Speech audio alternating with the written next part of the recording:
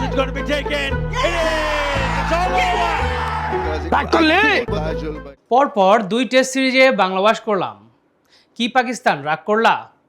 সিলেট টেস্টে পাকিস্তানকে 78 রানে হারিয়ে টাইগারদের সিরিজ জয়ের পর সামাজিক মাধ্যমে এমন মিমের ছড়াছড়ি। সিরিজ জুড়ে বাংলাদেশ পাকিস্তান খেলোয়াড়দের মধ্যে কথার লড়াইয়ে জমে ওঠে এই টেস্ট, উত্তাপ ছড়ায় ফ্যানদের মাঝেও।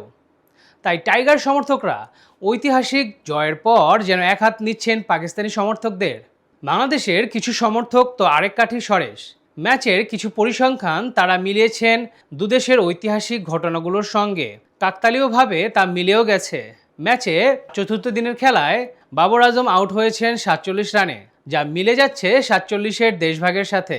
আজানা ওয়াইস আউট 21 রানে, যা মিলছে 21শে ফেব্রুয়ারির সাথে। আবদুল্লাহ ফজল আউট 6 রানে, সমর্থকরা এটিকে মেলাচ্ছেন 6 দফার সাথে। শান মাসুদ আউট হন 71 রানে, ঠিক ধরেছেন, এটা মিলছে 71-এর মুক্তিযুদ্ধের সঙ্গে।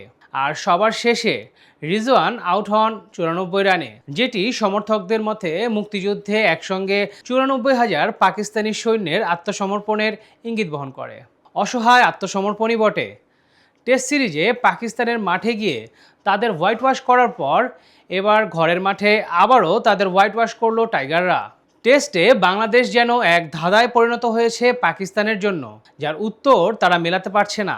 দ্বিতীয় টেস্ট ম্যাচের চতুর্থ দিনে জয়ের জন্য পাকিস্তানের প্রয়োজন ছিল মাত্র 104 রান, হাতে ছিল 3টি উইকেট। অন্যদিকে বাংলাদেশকে জয়ের জন্য নিতে হতো শেষ 3 উইকেট।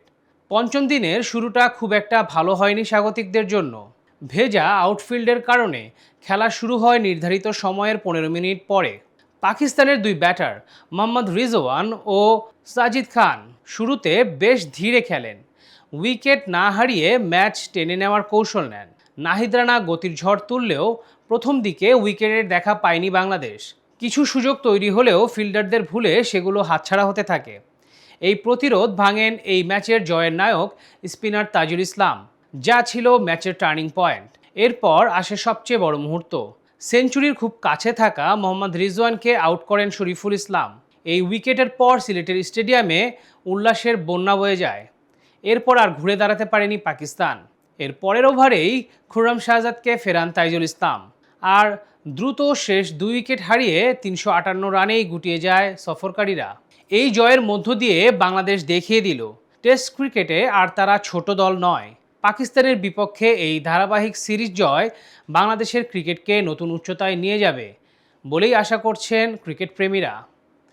ধন্যবাদ।